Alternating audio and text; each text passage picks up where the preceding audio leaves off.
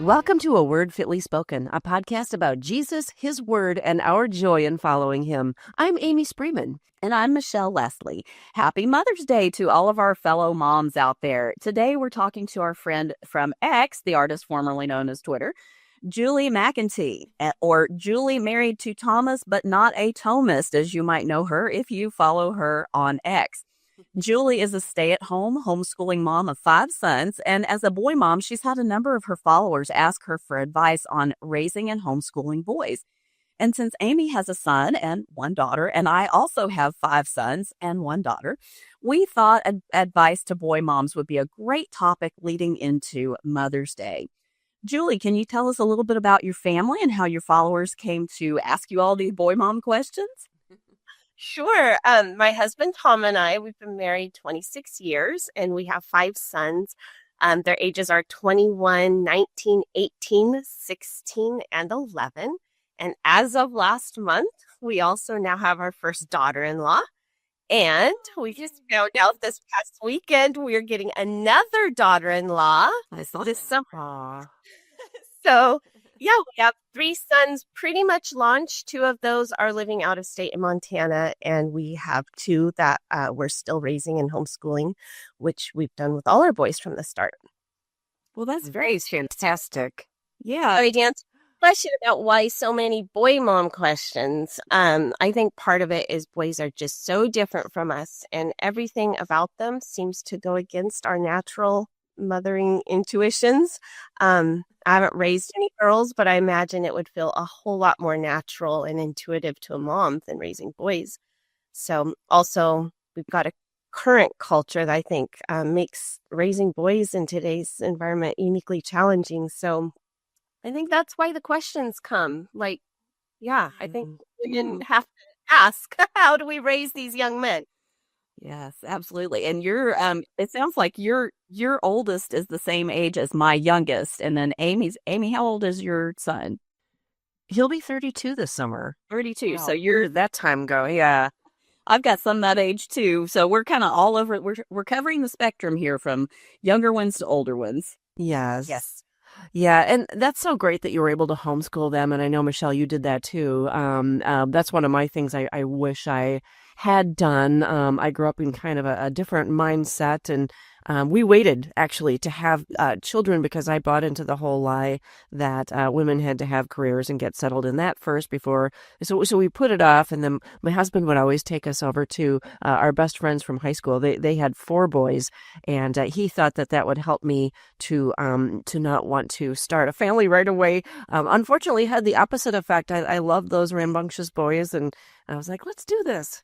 So, but we have, I know Michelle and I both have a lot of questions about this because it's such a great topic. So here's the first one. Let's just dive in. So Julie, how can a mother show love and care to her son without coddling him or making him a so-called mama's boy, that kind of thing, how to avoid effeminacy? How can you be firm but not domineering? So many questions about that. What do you think? Those were really great questions that came in. I often joke that boys thrive on neglect. So that's kind of the opposite of coddling. And yeah, you want to love on your boys and show them all the affirmation and affection and make sure their physical, mental, spiritual, heart needs are being met. But honestly, it's really important to be able to recognize when enough is enough. Their reservoir for those needs is probably not nearly as deep as your own.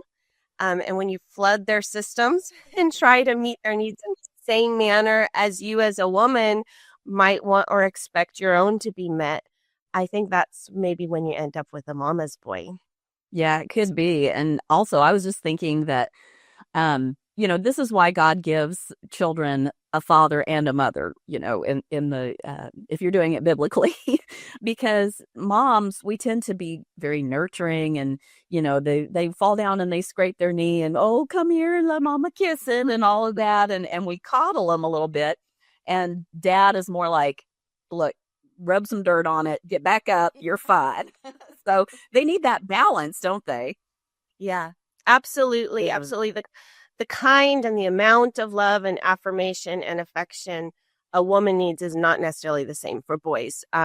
But if he's fed like this steady diet of, I would say, chick snacks, those kind of feeders that we need for ourselves, I think it can lead to a taste for it, right? In a young man. And that's what could lead to more effeminate behavior, which is almost always a way for him to get more and more of the same kind of womanly love, affirmation, and affection. But on the other hand, you don't want to be a brute with them either. So it's really a balancing act. And I always come back to, with boys, less is more. So Yeah.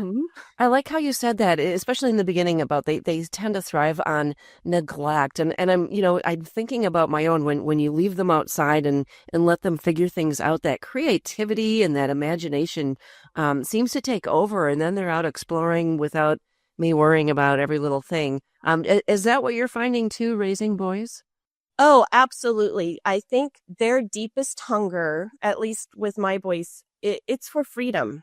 It's for freedom from the start. And so that's why when I say neglect, I don't mean like, oh, don't take care of their needs.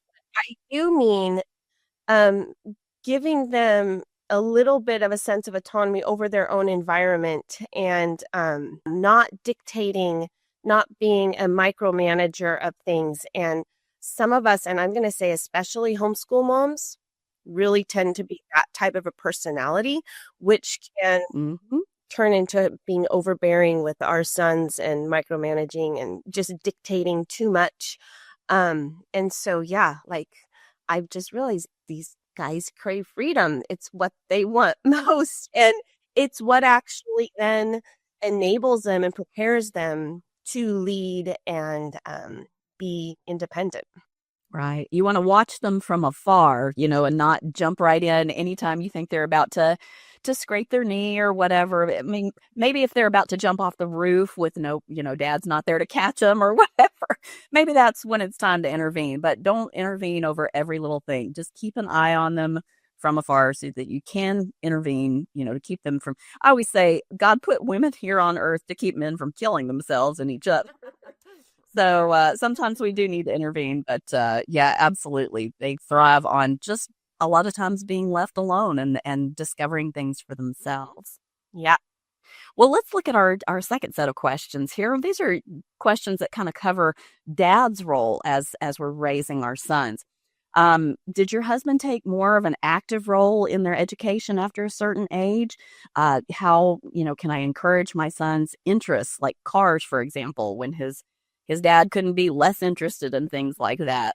How do you guide a teen whose bio dad is mostly unavailable? What are some tips for building safe relationships with other boys and men? Yeah, those are big questions, especially in our day. My husband, thankfully, he had two professional occupations since we've had kids that have allowed him to take a really active role in their education and general upbringing. So he was both a teacher for many years and is doing that now too. But also he worked in camping ministry and our house was on site there. So he was always around. So the teaching profession allows a lot of time off and really reasonable hours. Then the camping, he was just there on site. So I recognize fully that's not the case for most families. But I would say that if you have sons, there is for sure a season in life where dad is going to have to commit to being more active and more available in their upbringing, I think. And yeah, there was a question here too about, well, what about if you don't have an involved bio dad, I think is what she was saying. I think that's really when the church needs to step in, and also extended family as well, grandpas, uncles, whatever. I'm hesitant to say, oh, just get them teachers and coaches in the secular environment. I don't know that that's always a healthy thing. So I would say as much as possible, getting them active and involved in the church. And we've done that too, even with a really involved dad. It's been really important for us with our boys that they've been connected with other men in our church. And as they've gotten older, they've met regularly with other businessmen in the church and youth pastors, our elders. They'll meet up for coffee with some of our elders, and that's been really key, I think, informative with our boys, is them developing relationships with other godly men. It's really important. Yeah, I'm going to just throw this bonus question in because you reminded me of a Twitter dust up. Amazing how those things happen on X. But I remember this a few months ago. There was some case where the boys and the dads wanted to be together, and one mom chimed in and said, "Well, I think we need to open this up to girls too. To be fair." How important? Do you remember that, Julie? And how important is that for? Oh, yeah. I mean, it is important for just the guys to do things, right? I mean, to not make everything. Yeah. So I don't remember that dust up, but I will say this. I have been the opposite of the soccer mom. Like, I felt it's really important with athletics. Our boys were involved in hockey, and when we lived in Hawaii, they were on the outrigger canoe paddling team. I left all of that entirely in my husband's hands. So, like, he would take them to practices and go to all their things, and every now and then I would show up at something, but I felt like it was really important that was kind of their world that they occupied together, and it was their thing that they did.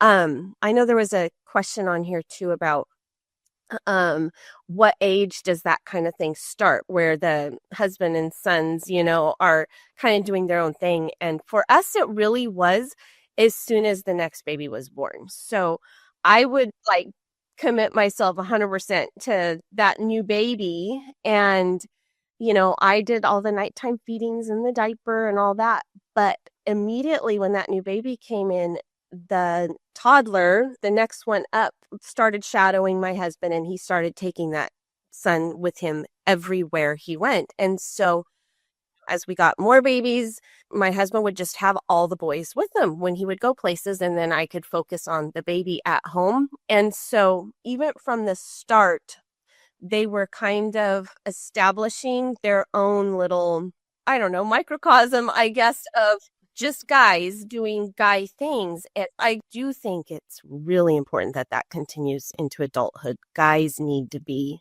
with just guys, and it's great when boys can be a part of that too. It's so important that boys see men interacting together and engaging together, and whether that be through sports or whatever. It's great as often as possible if your boys can be in a female-free zone. Yeah, I think the church can help with that too. I'm just reminded that this coming weekend, our church has a father-son camp out that we're going to do. And so certainly, there are some kids who would want to go whose dads are not involved or don't have a dad or whatever. And then there's some dads and some men, maybe some men who don't have children, or some men whose children are grown, like my husband's going to go, and one of our grown sons is going to go, and they're just going to get out there and get dirty and get mosquito bitten and play around, do whatever it is they're going to do, have some devotions and all that. So certainly the church could step in and help to facilitate that with fathers and sons, and also with boys that don't have, like you were talking about, sons that don't have, or boys that don't have an active dad. And also, that's biblical for the church to get involved like that. We talk about Titus 2:3-5 with women all the time, but it's the same pattern for boys and men. And Titus 2:1 and Titus 2:6, that older men are to help raise up those younger men.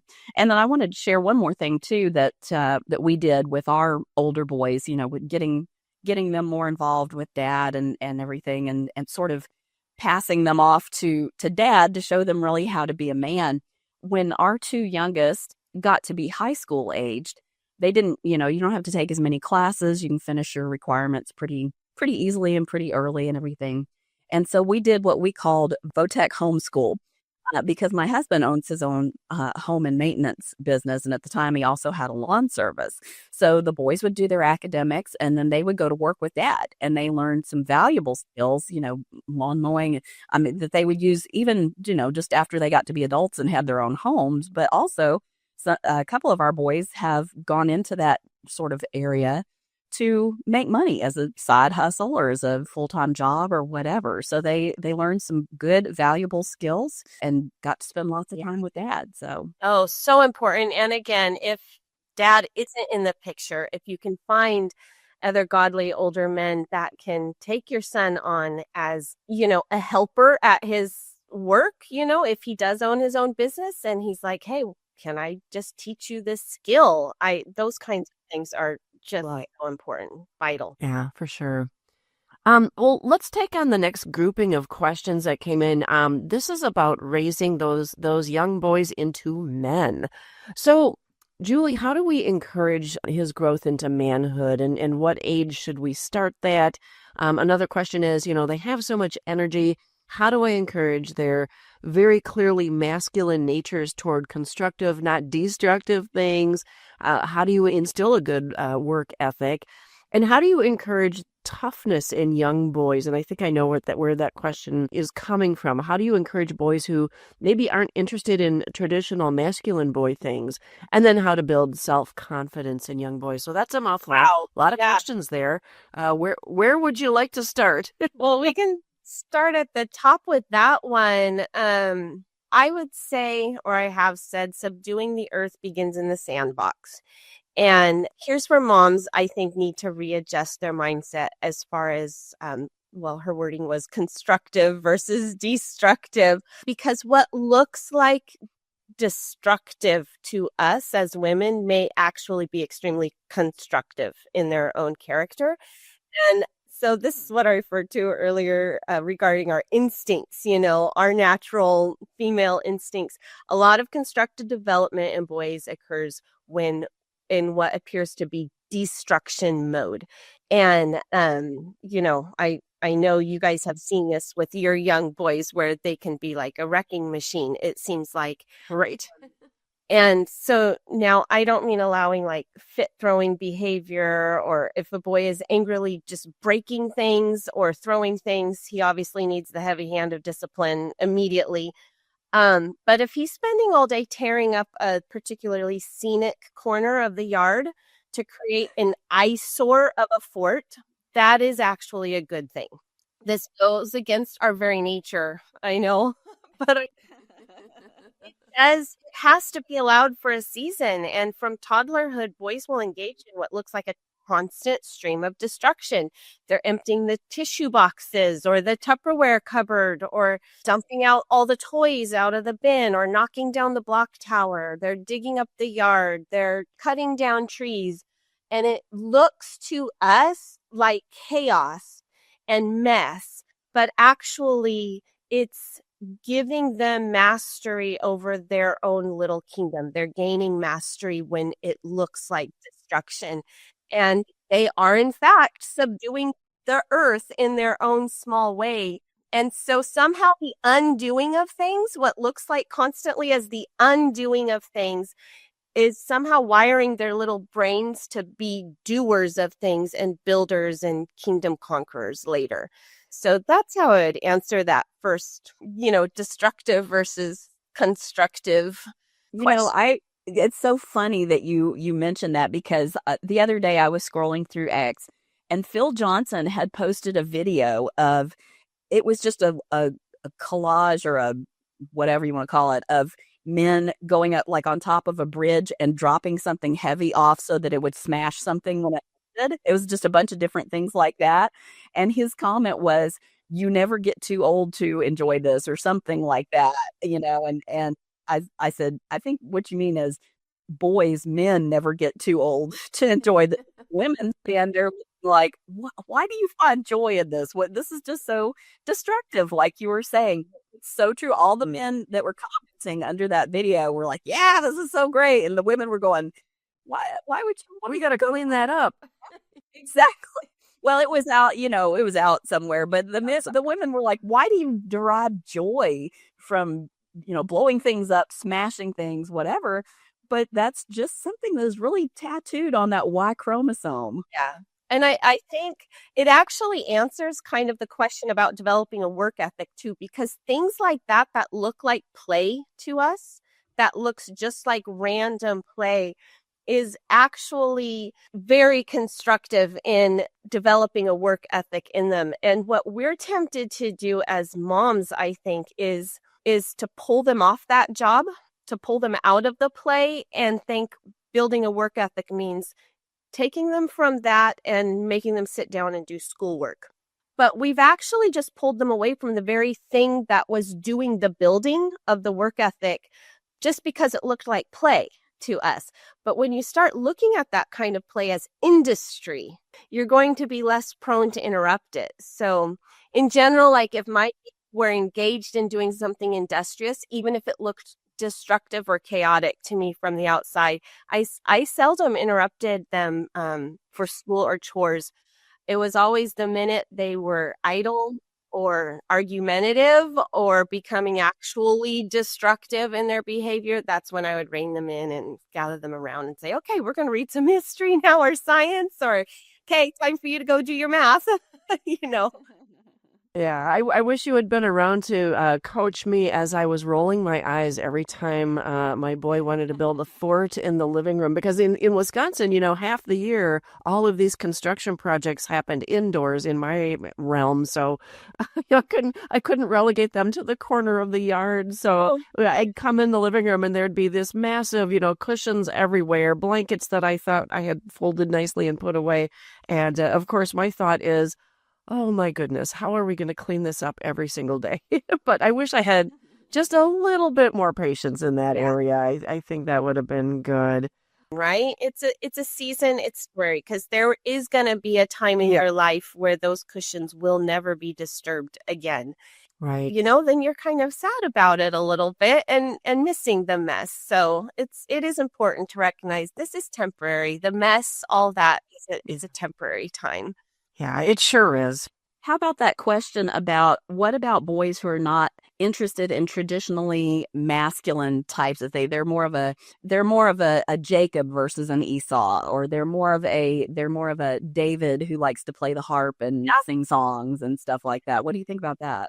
Yeah, I thought that was a really interesting question, and I have to tell you, when you look at women's work and the things we do, most women's work at top tier professional levels is done by men. So when we say, oh, masculine activities, I think we have to be careful because almost everything can be done in a very masculine way or a very feminine way. And it's important that, we absolutely maintain those distinctions. But the fact is, the world can't run unless you want to totally infiltrate the workforce with women and have only women doing very specific roles like baking or cooking or producing clothing, manufacturing, clothing or things like that, making music or art, maintenance, janitorial services. All of these things at home might be women's work or things that women excel at really great at home. But in the real world, we have to have men doing those things. That's just the way it works. So I think we have to be careful if we're pushing boys only, oh, you may only do this kind of thing because those kinds of things are only for women to do. Well, professionally, that's just not the case. It might work best in the home. I think God has definitely given us distinct roles and ways we excel at doing those things for our home and family. But the body of Christ needs all the parts. We need the scholarly types. We need the musicians. We need all of it to be edifying the body completely. And it's the same in the workforce too. We need all the skills. So you think about God prepared a work in advance for that kid to do. How are we going to encourage those skills and build him up and prepare him to do that work for the kingdom? Even if it might look like something, oh, well, really, is baking really going to be that thing?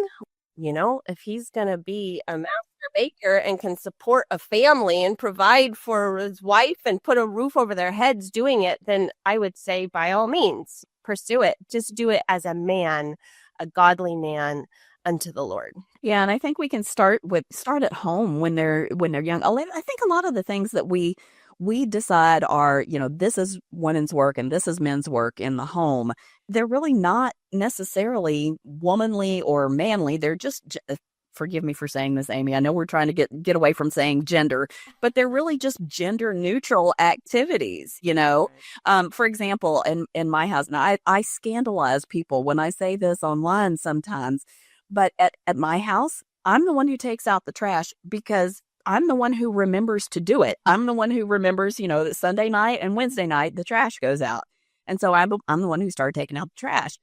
A lot of times we think of grocery shopping as that is woman's work. But in my family, my husband does the grocery shopping because he's out there hunting and gathering, and he loves to do the app with the rewards and the, deals and all of this kind of stuff. And it's funny. It reminds me when he goes out, I just kind of, sometimes I picture a caveman going out there to, bop a gazelle on the head or whatever and bring it home. And, we never, you watch Little House on the Prairie and Pa goes out and he shoots the deer or whatever and brings it back. Well, he's going to get groceries. That's what he's doing. So a lot of times I think that we unnecessarily categorize different chores as this is for women, this is for men. And we can help with the boys who aren't interested in traditional, masculine, quote unquote, things. Because some of the things we're doing that to them ourselves. Sometimes we're saying this is masculine, this is feminine, when it really is just gender neutral. Yeah, and I would say too, the key there is just making sure that they are doing the things they're doing as a man. Right. For instance, like all of my boys can cook. They're some are excellent cooks. They can sew on buttons and repair things, clothing and tents and whatever, their gear. They can use a needle and thread that way. They can survive on their own. And it's important to recognize, cooking, sewing, yeah, that's women's work. Well, you have to remember the West was settled by men who could actually do all those necessary womanly things like sewing and cooking and all that. The mountain men didn't have a lady along to sew their garments and prepare their meals. And so you can do all those things in a really manly, masculine way, or you can do it in a feminine way. And that's usually where dad comes in, who can have that masculine influence on them and say, hey, it's important for you to be able to be self-sufficient and take care of yourself and fix things and prepare a meal and do all of that. But you're going to do it as a man unto the Lord. So true. Julia, I want to spend some time on the question that we touched on is how to encourage toughness in young boys. And I don't know about you, but my mind goes to cases where there's maybe been some bullying and your boy is taking some punches from somebody else, either, at school or somewhere. I think that the natural thing to do is to make them want to fight back or defend themselves or that kind of thing. But we also want to help them in a godly way and respond, biblically to when things happen that kind of threaten their safety and that kind of thing. Have you ever had to deal with that as a mom of boys, and what did you guys do? Honestly, the bullying thing mostly happened in our own home. Well, that's true.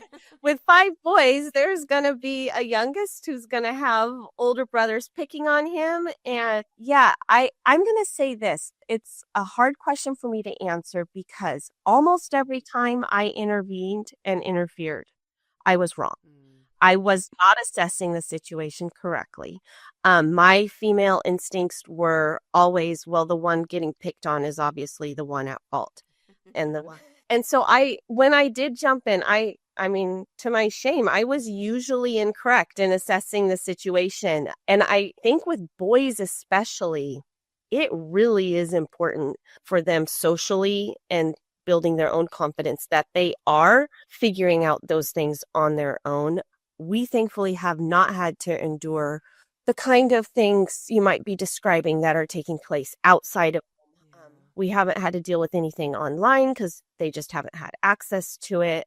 But I do know it happens. I do remember one time in Hawaii where one kid was picking on one of our boys and older brother came in and punched the other kid, and I was like, well, I guess that kind of needed to happen.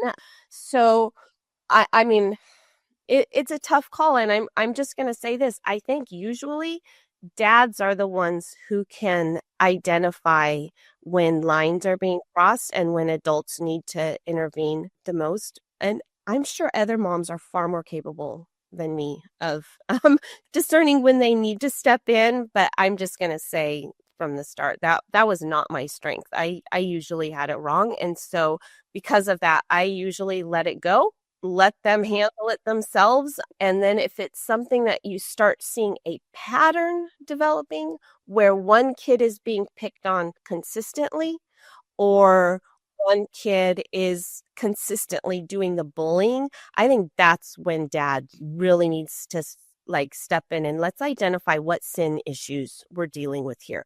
But the scuffles that happen periodically usually are best to just let run their course.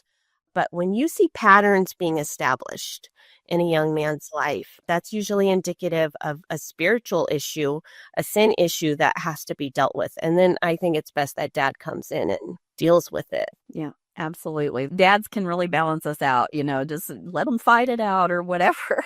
I was just thinking as you were talking about some public schools particularly have this policy of if there's a fight, everybody's in trouble. It doesn't matter if you were the victim and you were being beat up, you're still in trouble, and I think a lot of that has to do with the fact that women run the public school system. Exactly. And there aren't strong men stepping in going, look, let's think about this a little more rationally and a little less emotionally and stuff like that. So yeah, good stuff. We're all sinners. And so very rarely is it the case that there's one victim and one perpetrator. Rarely is that the case. Usually there's been a lot of water under the bridge first before blows come. In fact, I was just thinking about this with Cain and Abel because we read that story. Out of the blue, he just murdered his brother. But we forget these are sinful relationships, and we have no idea what kind of sinful exchanges were taking place prior to that over the years. And so it's like we can come in and just go, oh, yeah, that was clearly murder, and I just go, you know what? No, we're all sinful creatures with relationships, especially among brothers. There's stuff going on all the time that needs to be dealt with. So we have to be careful just, coming in and making a judgment. Oh, he's the victim. He's the perpetrator. Right. And for many moms, we just want it to stop. Let's just stop. Let's just have peace.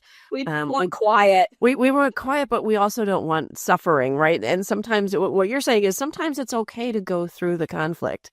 And learn from that and develop skills that way. Yeah, sometimes you just need to go in your own room and close the door and let it and I'm serious, let it run its course because it can drive you absolutely crazy. Mm-hmm.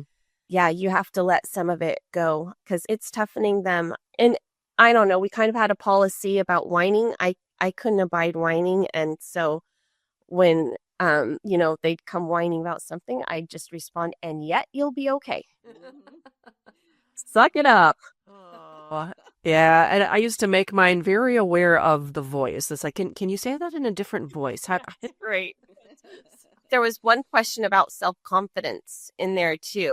And I'm hoping we can spend a little time on the self-confidence. Yeah. It is, I found really, really key with boys in developing the gifts and talents that God's instilled in them. Because I think we do live in a culture today that does a lot to crush self-confidence in young men.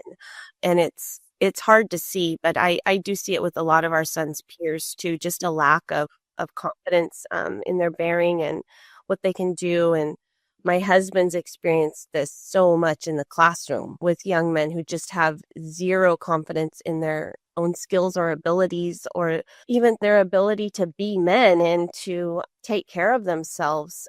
That's an important one, how to instill self-confidence in young men.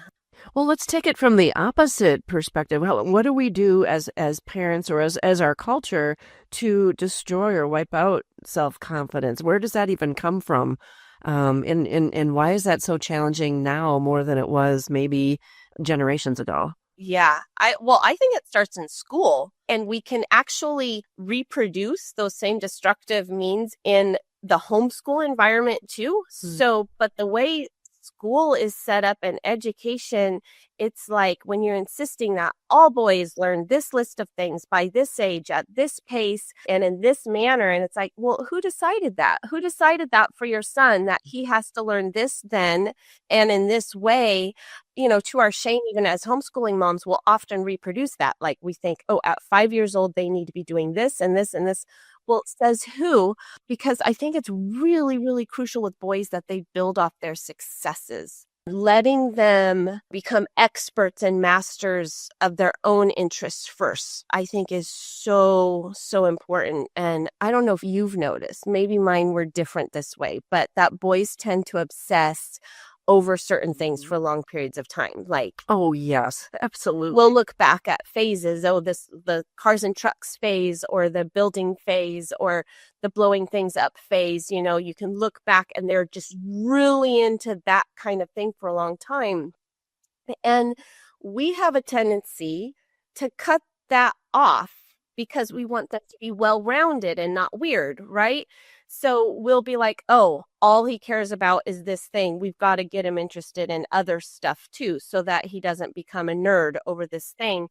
And what we want, we want to create these Renaissance men who can do everything, but actually what we're doing is preventing them from ever confidently mastering any one thing.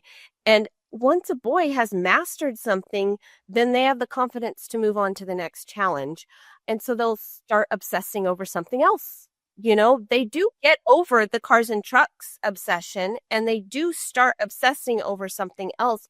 But when we intervene and we like, oh, we need this kid to be more well-rounded. He needs to learn music, and he needs to, learn art history, and he needs to learn all these, a foreign language and all these other things too. And you just go, but why? Why does he have to dabble in everything and never master one thing? And I think the mastery and the becoming an expert at the one thing, even starting as little as the cars and trucks phase, that gives them the confidence to then become experts and master the next thing and the next thing and the next thing. But we sometimes blow that up, I think, ourselves, and especially in the way we educate, where it's like we just throw so much at them so young and expect them to perform all these tricks, that they're not necessarily gifted in themselves, and it can really squash the self-confidence in them. And sometimes they just know what they want to do from an early age. I'm thinking about my second to youngest son, Benjamin. Our longtime listeners will remember that he produced A Word Fitly Spoken for us several years ago. And when he was little, 4, 5, 6, he became obsessed with paramedic stuff. He started watching the old TV show Emergency.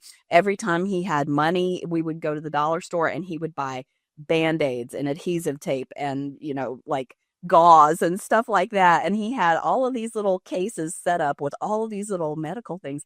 And that boy is an EMT today. He just knew what he wanted to do and got an early start on it. Yeah. So we need to be careful that we're not, maybe this is just a kid who knows what he wants to do from the womb. And, we want to encourage him to pursue that. So, Yes.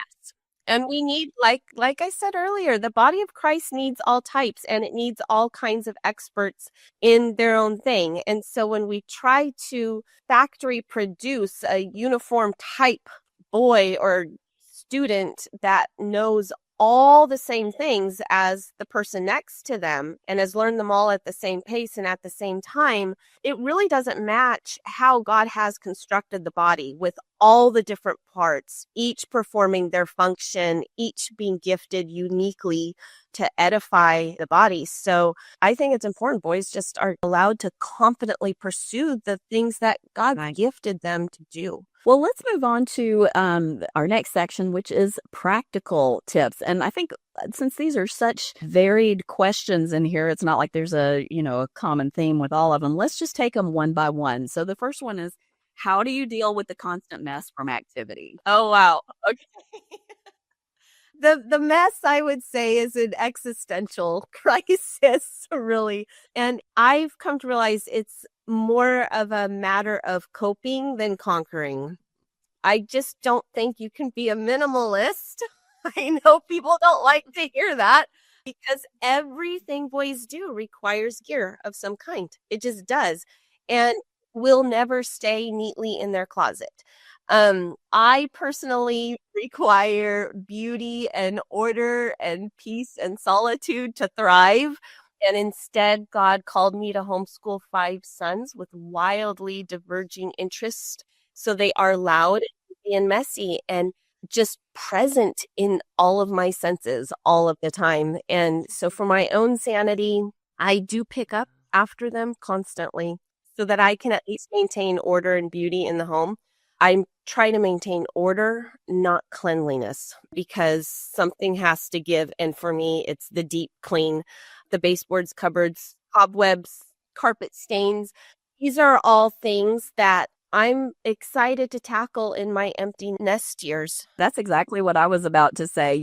Take a long view of cleanliness and decor and all of that. So our youngest moved out last August, so he's been out of the house for several months. And then I did a whole bunch. It was almost like a nesting phase, like when you're pregnant, just rearranging furniture and cleaning and stuff like that. But, there has to be a balance between they absolutely need to be able to make a mess and they shouldn't have to be constantly worried about being tidy and fastidious. But what I did was they were allowed to do what they needed to do during the day. And then before they went to bed, everybody had to get the rooms cleaned up. And then on the weekends, we had, a few chores like cleaning the bathrooms and things like that. So try to balance it, take the long view of the day, and then take the even longer view of one day they'll be out of the house. Those are great tips. And it's so cool that you're in that stage now and can look back and you can give us hope for the future. You will have an empty nest when you can deep clean, tend to all the details that you like, but it really is coping in the meantime when you have boys. And yeah, I felt like I do need to pick up after them or hound them to do their own picking up just so I can have some sense of order for my own sanity. But you just can't expect to live in a perfectly clean house. There are some practical tips you can do. We've always given, whatever house we've lived in, we've given the back master bedroom and bathroom to our boys because it's the least visible. And then no one ever sees their bathroom. And it's usually got a bigger closet and there's more room for them to make a mess and play and all that. And then my husband and I have always just taken whatever the front smallest room is and the hall bathroom. And then I know that when guests are over, which in our family is a lot, I can't manage every cobweb or baseboards or all that right now. It's just too much. So I used to tell people, if you want to come over, you need to let me know, and that way I can get things cleaned up. But if you just show up, I'm going to open the door and say, please excuse the mess, but we live here.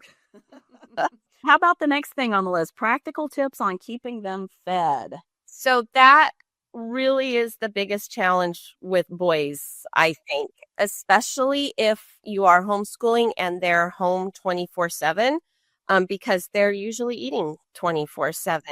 And boy, until they are working, they are around and needing to be fed. And that's consumed a lot of my days. So I did realize trying to cook 3 hot meals is just too much. And it means I never, ever leave my kitchen.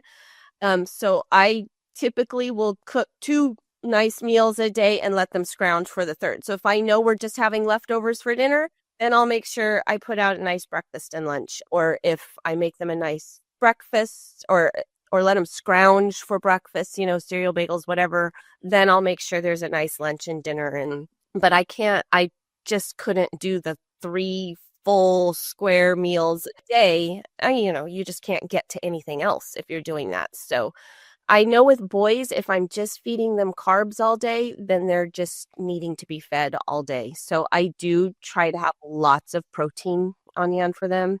They hunt, so we pressure can a lot of meat. They're wild games. There's always ready to heat and serve meat to eat. Jerky, salami, sausages, bacon, cheese. Those Costco rotisserie chickens are the best. Just grab one every time you're in there and set it on the counter, and they're cheap. It's great protein. Yeah. Keeps them filled. Like, I don't know. Those are the practical things I can do, just because they're here all day. So I know other moms sending their kids off have to have a totally different system for feeding, keeping them fed. Yeah. And they told me that, having a boy means your grocery bags will always be empty immediately when you bring them home from the store. And it's true. I couldn't believe the amount of food that boys go through. I mean, girls do too, but wow, teen boys, they just they're always hungry, and that starts earlier than teenagers for sure. But we intentionally wanted to be. We just had the one son, but we intentionally wanted to be the house where all the friends came over, and we were, and so we always had to have stuff in the freezer. We bought an extra freezer, in fact, but we always had pizzas in there, and we always had, lunch meats for sandwiches and things like that. Just always make sure, the practical things that they're going to eat, except for, I mean, you don't want them to chow down on chips for every little thing, but you know what? You have to be okay with that at the same time. The chowing down on chips. If I had tried to make sure everything was organic and everything they ate all the time was healthy and free of dyes and seed oils and all that, like, we had 4 teenage boys in the house at one time. I'm sorry, that's an impossible and honestly really expensive task to try to take on, is making sure they're eating clean.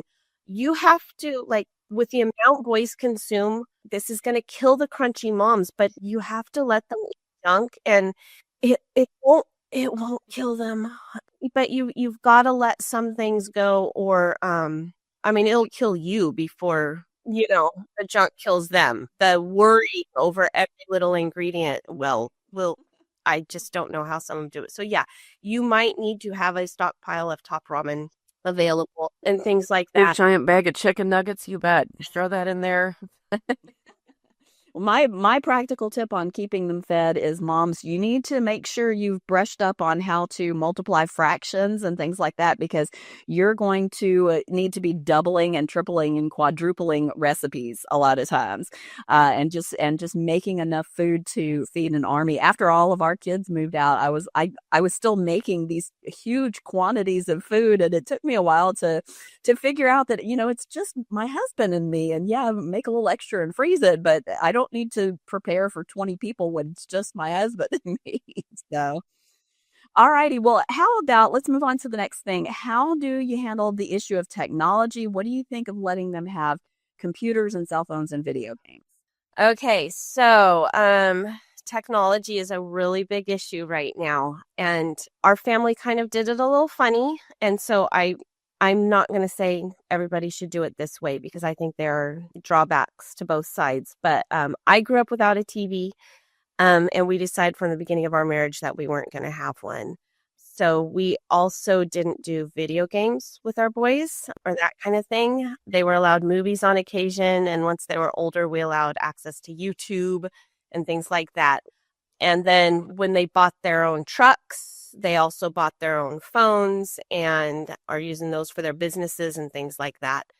So there has been a progression, obviously. And this is, I'm going to say, it's unique to our family. And I wouldn't say every family needs to operate this way, because I will say that for my own sanity, it would have been a lot easier a lot of the time to just sit the kids in front of a screen and walk away.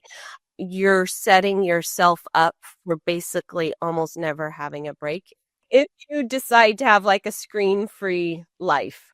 And so I totally understand, and I get it, that for mom's sanity, and just, because screens don't make messes and they don't usually require visits to the ER. And so it really is, I think it can be a totally fine and good and healthy thing to just go, whoa, I need a break, and sit them in front of the movie and all of that. So it was a decision we made early on. And I will say this, if you make it from the very beginning, it's much easier to do than if you've had TV and then you decide we're going to get rid of it. So I don't say, oh, every family needs to do it this way at all.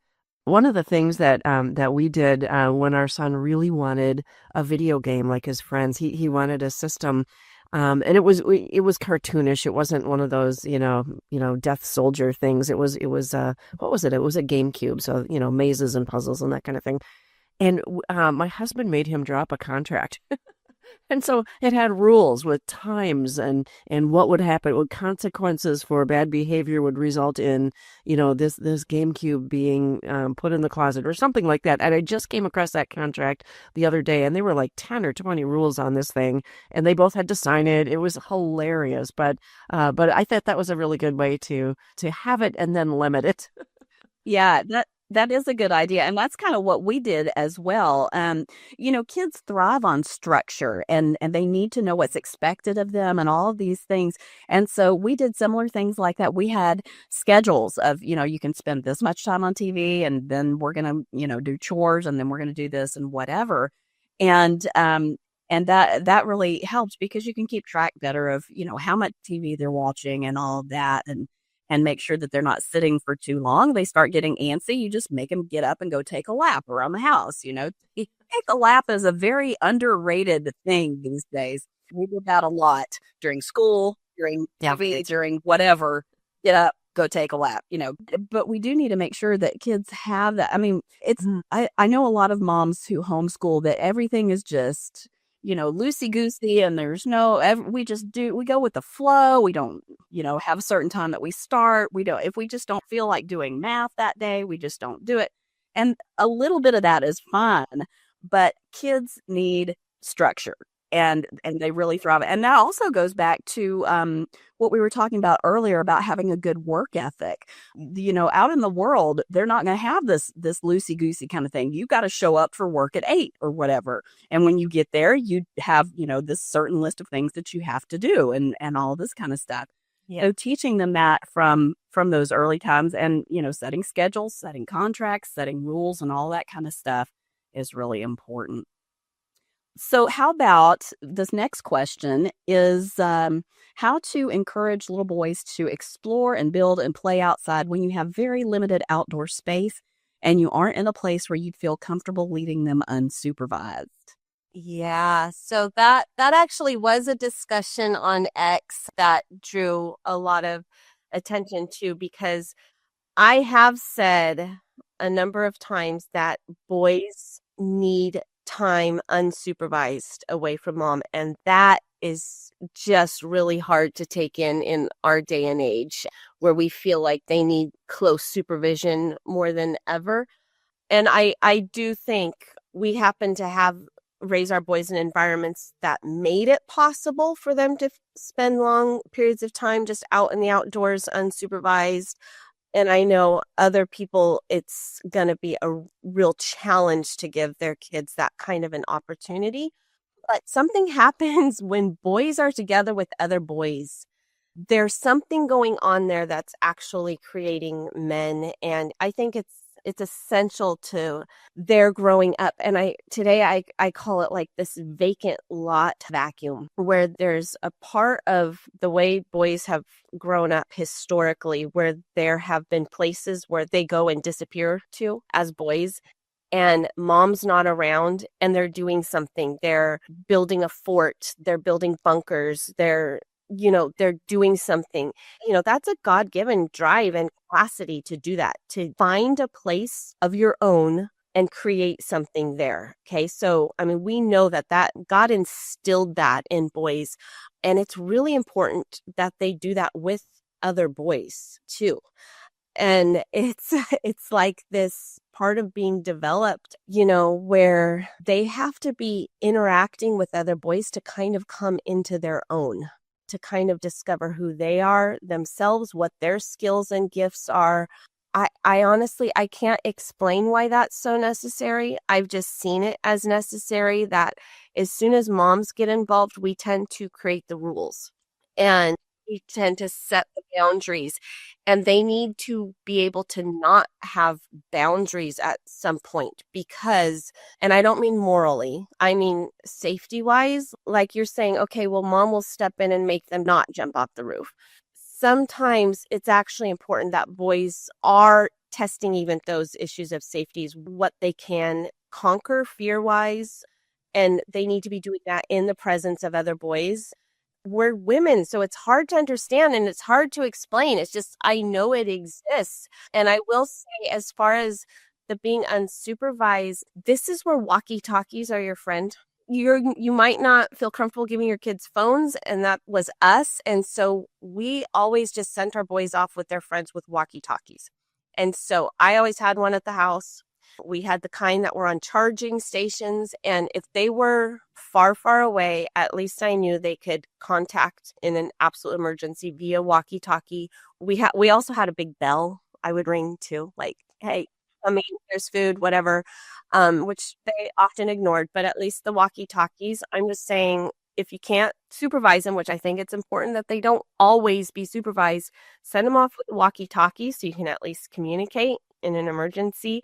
But they need that time to build and create and come into their own with other boys without moms around. When you get into these homeschool co-ops and things, they're great socially for kids to interact, but we have to remember they're still always run by women. So they're not always the best for the boys either, because usually there's a lot of hovering moms there, a lot of moms intervening, affecting social outcomes. We can really do a lot of destruction, I think, when we're constantly intervening with boys, because we're affecting social outcomes among them that we shouldn't necessarily be involved in, witnessing, or anything. So people don't like it, but I'm like, no, you can't be supervising your sons all the time. And it helps if they have a brother. Honestly, that was a big benefit to us, is we knew they weren't alone all the time with other kids or whatever. We had good community groups, like where we lived, where we knew, okay, if anything is happening, it will always get back to one of the parents. And brothers are great at, keeping tabs on one another too, I think. So having brothers that you can send them off with together is a big help. But somehow, if you can create some kind of opportunities for boys just to have unstructured, uninterrupted time together, I think it's really important. Yeah. Yeah, I think so too. But if you're you're living in an apartment, or you have you're in a garden home or something where you don't have a big yard or something like that, do try to get together with those. Like one thing that we did was that we always had a yard and everything, but there were a lot of other homeschoolers at our church, and we just had some very loose groupings of homeschool activities. And one of the things that we did was we got all the kids together every week and went to the park. And so the kids would be, a lot of them, all the way across the park, the older ones that could watch themselves, and the moms would be sitting and talking. Of course, you keep an eye on them, but you let them, that amount of space can be almost like what you're saying, that you're not supervising, especially if they see you're talking to the other moms, you're not intervening or whatever. So if you really don't have that yard or whatever, try to do something like that. Get together with other kids. And we probably had there were probably 10 other families that we did this with, for the most part. So there were lots of boys, lots of girls, and the younger ones could stay closer to the moms, and the older ones could go further away, maybe to the edge of the park and dig in the dirt or whatever it was that they wanted to do. So you just got to kind of be creative sometimes and think outside the box. And there are a lot of situations where that is truly a challenge. And the mom that asked this question on X, she's like, well, what if you live in an apartment? It was the same kind of thing. And I'm like, you know what? We've done that. In Hawaii, we were in a 3rd floor condo with 5 little boys. And you're in, a atmosphere where it's like all vacation rentals. It was like a resort kind of community. So extremely manicured. It was right on the beach and the golf course. So there's no place that the boys could go and just be loud, rambunctious boys other than down on the beach.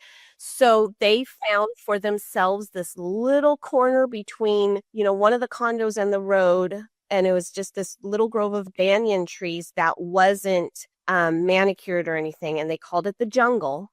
And just that little corner became their place, you know? And so I would send them walkie-talkies. They would go to the jungle and they would dig and climb and build and try to avoid the centipedes and scorpions. And it had to be, though, that they had to discover it themselves. They had to have their own little place. And yes, it's challenging sometimes. It's hard to find. And we didn't have a yard at all. We had a lanai, and that was it.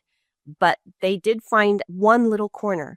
So if it's possible, just to find a little corner that they can call their own and do what they want. And sometimes that's grandma's house. Sometimes it's a neighbor that doesn't care what their yard looks like. Usually someone in the neighborhood doesn't care about their yard. And sometimes that could be their front yard that all the kids are playing in and making a mess in. But yeah, you have to be creative. It's true. There's a lot of challenging situations. I mean, we live in the city right now too. You know, we don't live way up in the mountains anymore where they can just roam the forests all alone. We're in the city now too, and it has its own unique challenges.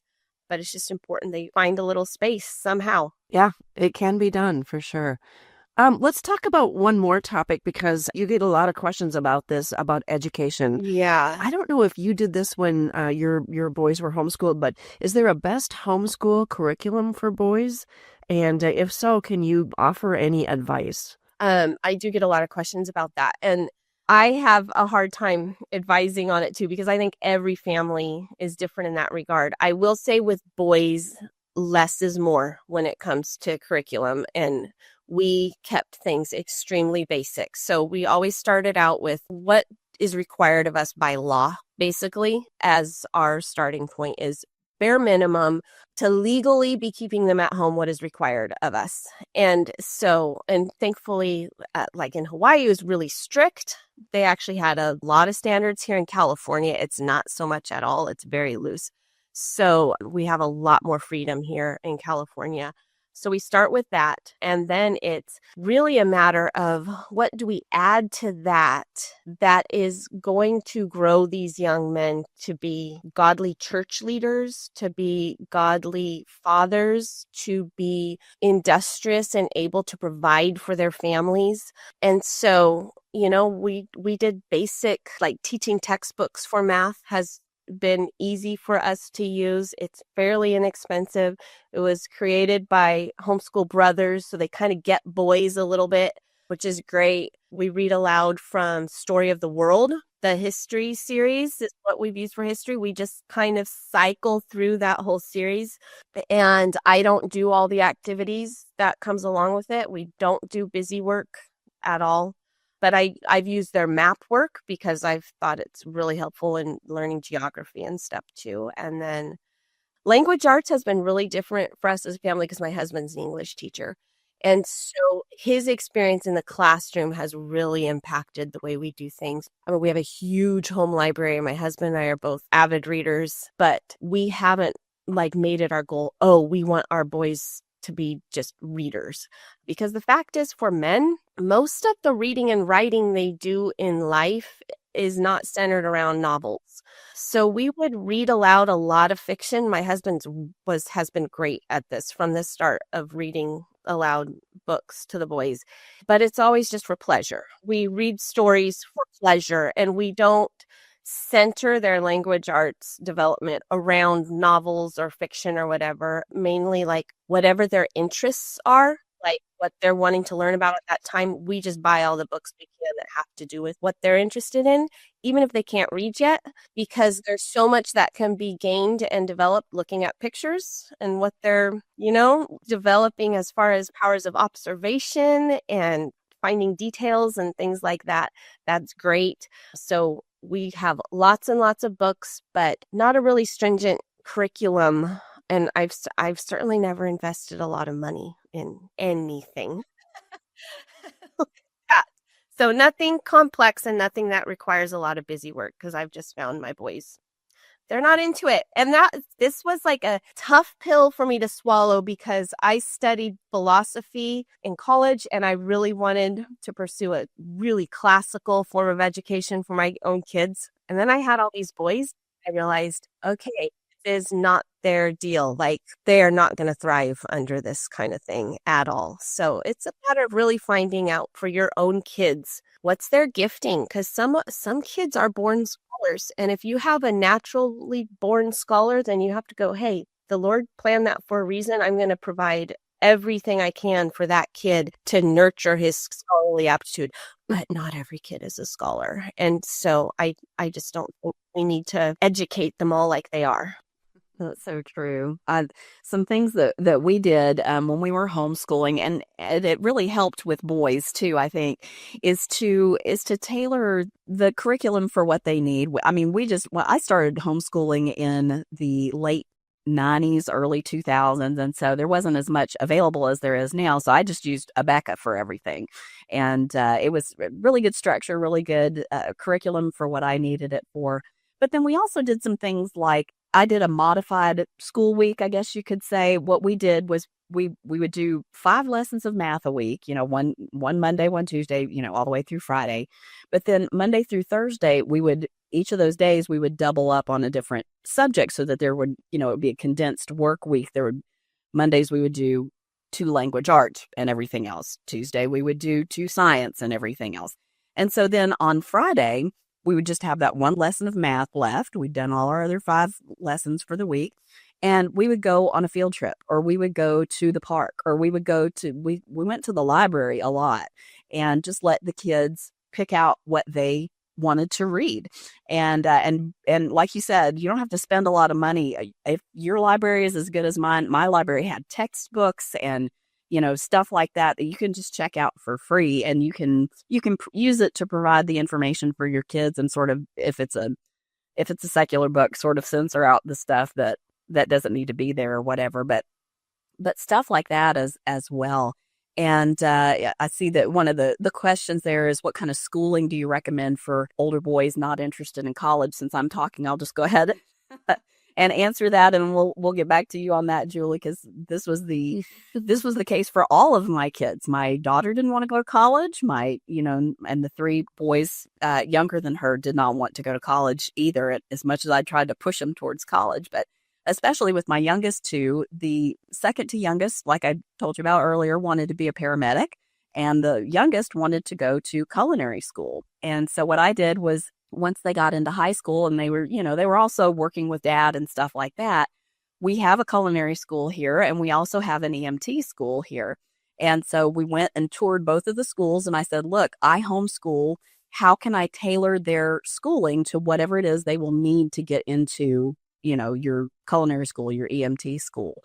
And one of the things we were looking at was, do they need higher math? Do they need algebra 2? Do they need geometry? Do they need trig? And I figured that the EMT kid would, but the dean of the school said, I asked him about that, and he said, no, we have an app for that, as far as conversions with medications and things like that. So those are some things that you can do as well. What do you think about all that, Julie? Oh, that sounds brilliant. I love it. Yeah, our boys have all opted not to do the college route either. They all started working early on. They've been very interested in making money as soon as possible to get their trucks, and then making money to keep their trucks. And we've had a couple that have started their own businesses. We have one that did try college a little bit and then just decided, nah, it's not his thing. He wants to have his own specialty meats business. And so he's been working for Costco as a butcher there in Montana for a couple years now, and it's paying the mortgage for him, and he's really enjoying it. But eventually he'd like to have his own business doing that. And our 16-year-old has no interest in college. He kind of wants to do what his brothers are doing as far as their own businesses. And the youngest wants to be a pilot. So yeah, none of them have really chosen the college thing. And so we've also tried to match their higher learning with what they're going to do. So in California, it's required that they have Algebra 1. Actually, Algebra 1 or Algebra 2. It's just an algebra class in high school that they have to have passed. So if they took Algebra 1 in junior high, then they have to take Algebra 2 in high school for it to matter. they do the algebra, and then we've used resources like Copeland, which has construction math courses. We've had 3 of our boys really enjoy that, the construction math. There are other kinds of maths that they can use for their fields, the things they're going to do, and really try to tailor it specifically to what they're interested in and doing, while, of course, jumping through the hoops to make sure we fill those state standards that are required of us.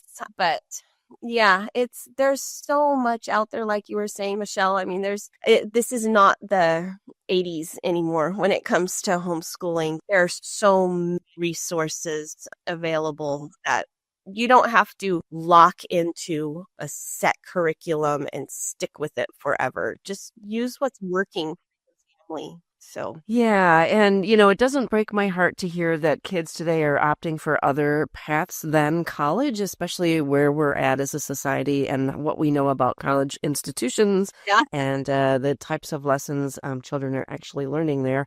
But moving on. Last question, because I know we've bent the ears of our listeners, but looking back at how you've raised your kids, and I know that all moms think about this, is there anything that you would have done differently as far as advice to other moms just now in the thick of things with raising boys? Yeah, there's a couple things. The first mistake I made is trying to do it all on my own. And we had determined that we're not going to leave our children in the care of anyone other than trusted family. And then we moved away from family. And so that combined with, I'm wanting to be the best wife and mom and homemaker and homeschooling, and we're ministering in our neighborhood. We're living in places where we're the only Christians. And I was trying to do it all the time and trying to do it on my own when my husband was at work. And so looking back, I for sure would have changed that mindset of trying to do everything on my own. I would definitely work harder at developing close community earlier on for support in the church. In Hawaii, there wasn't a good, healthy church to go to and to be a part of. I mean, we attended one, but it was not a great church there. Actually, it's kind of a spiritual vacuum there in Hawaii. It's pretty bad, but I think it's essential for young moms to be part of a good, healthy church where she has women around her. I'm a strong believer in women's Bible studies, and oh man, just being with other women who can support you and feed into life, because you can't do it on your own. So that was a mistake I made that I wouldn't repeat. Another one is in the drive to not create soft men. I allowed, I think, a lot of hardness to form in myself. I grew up with older brothers and older cousins next door who were all pretty tough on me. And my husband only had brothers as well. I didn't have a lot of close girlfriends, like I was saying. So there weren't a lot of softening influences in my life. And so I recognized early on that 5 boys could absolutely bulldoze one woman. With all those boys in the house, I could easily be run over all the time. So I was a constant struggle to maintain the controlled atmosphere when they were young. And so I had to be tough, right? Like I had to be pretty tough. I had to yell. I'm sorry. I had to yell at my boys. And I remember the first time I did yell at them, and it was pretty traumatic for all of us, but unfortunately we got used to it. And looking back, I don't think I could have been less tough and survived, but I needed to not suppress the need for tenderness and feminine indulgence in my own life. That would be something that I think boy moms especially really need to find a good balance of, is you're not wanting to create soft men, but you yourself have to maintain softness in your own life too. And so that's something I've had to really grow in the past few years, because I was naturally a tomboy. I loved hunting and fishing and all those things. And so just nurturing and creating beauty and softness in my own life is something that I've had to learn later, right? And it been a lot easier if I had been doing that all along, because it does take a balance of toughness, strength, but still being feminine too. Yes, such great advice. Well, Julie, this has been such a great conversation. And just, as we wrap things up for this episode of A Word Fitly Spoken, Julie, are there any closing thoughts you'd like to share before we go? Oh, I want to hear closing thoughts from you two. I've shared lots of thoughts. It's you two I want to hear closing thoughts from. My closing thought is I wish sometimes that I could go back and do some things over as we were talking about, things we regret and things like that. But you know what? God uses all of it, and I'm not the Holy Spirit, but the Lord does use everything, and our kids are in His hands, and so I'm just thrilled for the opportunity to have raised a boy, and a lot of the things that you said really hit home. And I think the only closing thing that I would say is I would have made him take a lap more. No, being a boy mom is such a special thing. And I've always thought of myself as a boy mom, even though I do have one daughter, because she was a little bit of a tomboy herself. And I had just always been around little boys, in the family and stuff like that. And I never knew what I was going to do if the Lord gave me girls. But I'm very pleased to say that, just like Julie, your boys are getting married and everything. We've got one more wedding this summer. Our youngest is getting married, and now all the girls are coming into the family, and the grandbabies, a lot of them have been girls and everything. And so now I'm getting my girls, and it's amazing. We didn't have to go through the drama of the teenage girls and everything too much, except with our daughter and everything. But she was so great, not a whole lot of drama, but we get all these other girls coming in, and and my boys have just picked such wonderful young women to marry. I just love all of them so much. And so, yeah, boy moms, you'll eventually get your girls, and you don't have to raise them. And they will be lovelier than you could have made yourself. I said, we're so excited to be in this stage with our one and now upcoming two daughter-in-laws who are just wonderful, godly young. And so we're really excited about that too. Yeah, and it's a lot easier being the mother of the groom than being the mother of the bride too. That's another bonus for boy moms. Yep. All right. Well, thanks again so much for coming on the show, Julie. We really appreciate it. Thank you for having me. It was really fun. It was a good time. Well, as we close out today's episode, we want to remind you to stop by our website, awordfitlyspoken.life, and check out all of our resources. You can support us financially at the support tab, find out how to book Amy and me for your next women's event at the speaking tab, and get some great resources at the resources tab, and so much more. Yes, and until next time, happy Mother's Day, everyone, and walk worthy.